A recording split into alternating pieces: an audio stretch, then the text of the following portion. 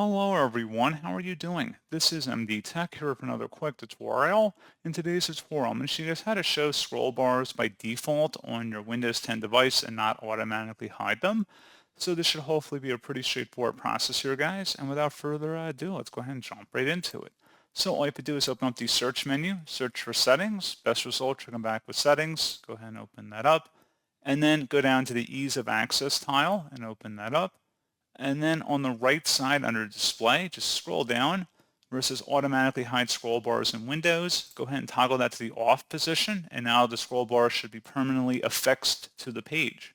So pretty straightforward process on that, guys. And as always, thank you for watching. I do hope that I was able to help you out, and I do look forward to catching you all in the next tutorial.